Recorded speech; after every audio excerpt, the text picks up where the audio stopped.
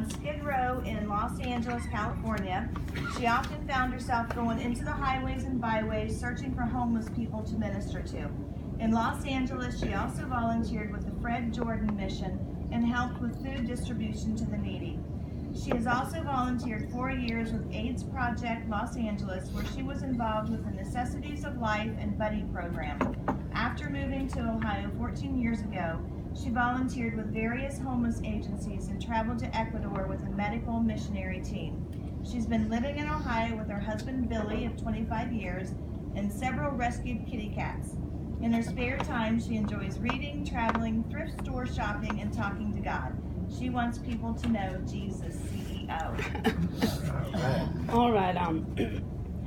First of all, I'm a novice speaker, okay? I'm not used to speaking in front of people. And so right now my heart is going pity-pat.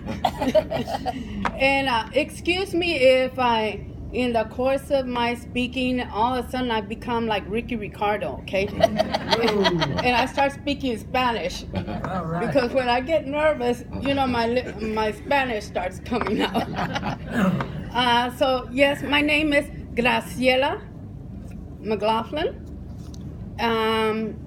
Most of my homeless men call me Miss Grace. And I started this nonprofit ministry. This year is going to be 5 years. We'll be celebrating 5 years, I believe, in July. We are a 501c3 nonprofit, faith-based organization. But my ministry really started way back, like over 20 years ago. Like she said, in Southern California on Skid Row, that's where it all began. I just had this passion for helping the homeless, the underserved, and I would just go down to Skid Row, and at the time I was taking a medical class, and part of my requirements to get my certificate was I needed to do a certain amount of blood pressure screenings. And after I went through my whole family, I thought, well, where else am I going to get these other hundreds that are required? So, bing, the light went off. And I went down to Skid Row with my blood pressure cuff, and I would take Band-Aids with me and other things like that, snacks. And I started doing blood pressures on the homeless down there and giving them advice if their pressure was high. I would tell them what to do to bring it down, seek medical help, this and that. So that's where it all began. Then me and my husband moved here, probably close to 15 years now. And when we moved here from San Francisco, okay, people, especially my family, they were saying, "Are you guys crazy? What are you gonna go do in Ohio? You're gonna die in Ohio." But we just came on not a whim.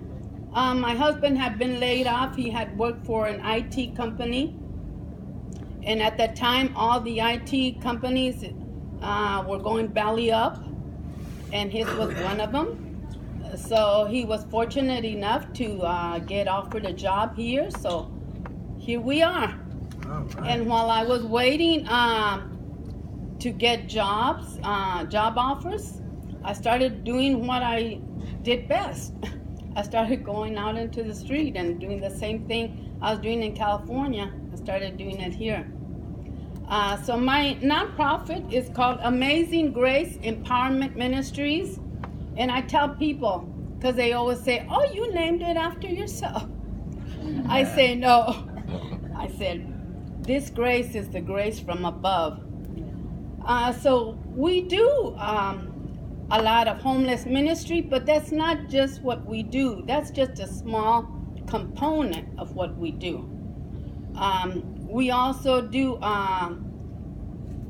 the whole thing about Amazing Grace Empowerment Ministries is we empower the underserved.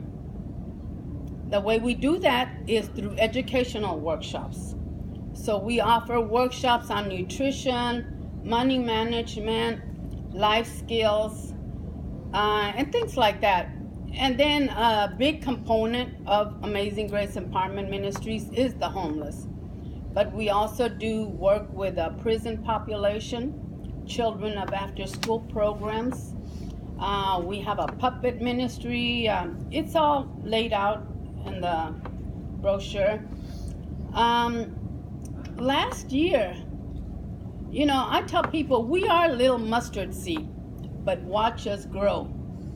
We don't get any government money, and that's kind of by choice because, well, first of all, I don't know anyone that'll help me write grants, okay? But also because I didn't want the government dictating to me what I can and cannot do. Because once you get government money, then they have a say. And I want to be able to be free and clear to do what I want, to do what God wants me to do. And so everything that we do is all done through God's grace, and also people like yourself that are generous and kind and offer their time, their talent, and more importantly, cha-ching, their money, okay? Because that's how we do a lot of what we do. I work part-time, so I can't do it all on my own income. But even though we don't even have a physical building and we don't get government money, we do so much. And that is just a testimony of what God can do. God can do so much with so little. And I'm proof. My ministry is proof of that. Last year, through our workshops and going out into the street and feeding and clothing, we were able to service, I think, like 963 individuals. And I say, that's not bad for us, People say, where's your building? And I joke around and I go, right here. We are truly a mobile ministry. So we did service about almost 1,000 people. And just yesterday, we went out into the street. My little posse is growing. Amen. God is bringing them from right and left and everywhere. So volunteers have been coming into the fold. Yesterday we went out and it was Valentine's Day, so we had a love brigade hit the streets. And we went out and we fed and we clothed and we counseled the homeless. And we were able to help about 75 men that were on the street. And one of the gentlemen that came to us, and you can see the website, and if you go on Facebook too, you can see a lot of our pictures. One of the gentlemen that came through us yesterday, he was so sad, and when I asked him what was going on, he said he had just come from the doctors, and the doctor had given him a diagnosis, medical diagnosis. They told him he had an inoperable brain tumor and that he only had a certain amount of time to live. And he was very sad. And he said, Miss Grace, he said, I never thought I would ever end my days living at the shelter, And he asked us, the volunteers that were there, he said, teach me how to pray. Teach me how to connect with God, because he didn't know none of that. And so right there on the spot, we prayed over him. We had a pastor that was there, and he prayed, and we all prayed for him, and we were telling him, what to do, trying to tell him the best we can, I don't know a whole lot, but I just say the words that God puts in my mouth. And so when we were done praying with him and telling him, what to do, he was such a changed man from the man that came to the man that we sent on his way. He was just so happy that we had opened doors for him, that now I know how to pray to God, and now I have a chance, to maybe save myself, because he was worried that he might not make it. And so yesterday it was just a wonderful, wonderful experience. Seeing all the men coming hobbling with their walkers, we go out to the Gateway shelter, but we do it on the street because they don't let us go into their parking lot. So we were there, we had our little caravan of cars, and they just came with their walkers, with their canes, and it was just so wonderful to be able to help that many men. And wow, I haven't reverted back to Spanish. That's good. Wow. Is there any questions? Anybody have any questions? Only men? Well, we help men and women and children, but right. Yesterday, since we went to Gateway, Yeah, that's a men's shelter. Yeah, but you do women and Oh, yeah. children. Okay. Mhm. Yeah, it's really a blessing what you're doing, and I think it's also a blessing that we met, because I think I'll be able to help you. Oh, that would be awesome. And God has been expanding our horizon, because I always tell God when I wake up, Lord, expand my horizon, because only you can do it.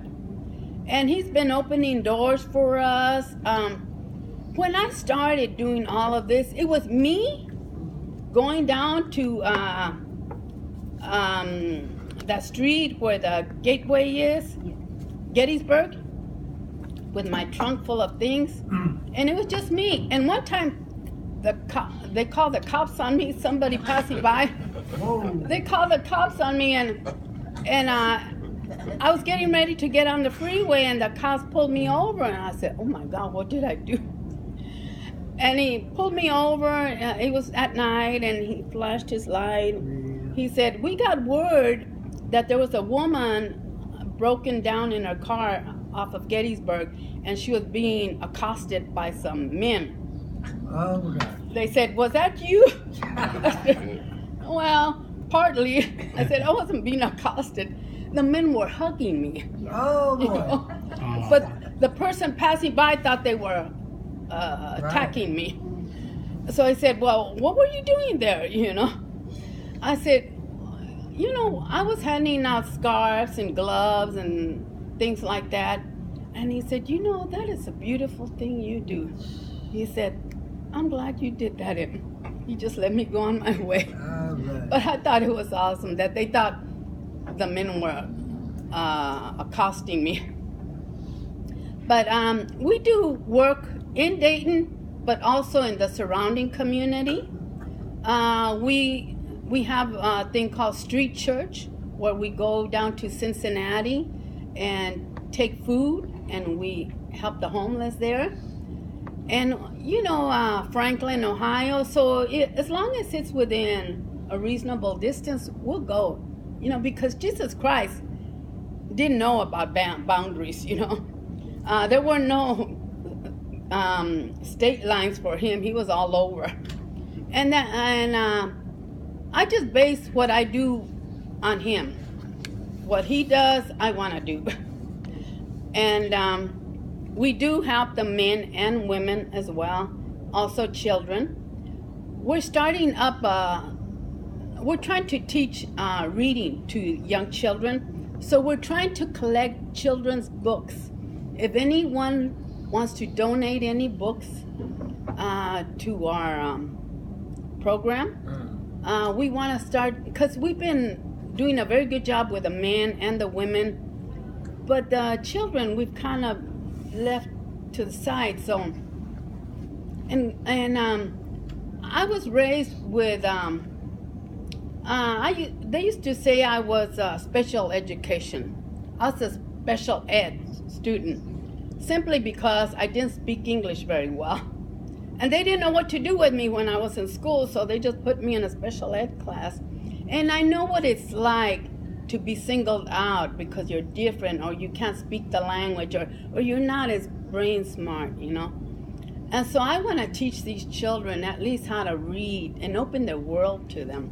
So if anybody wants to donate any books or anything, money,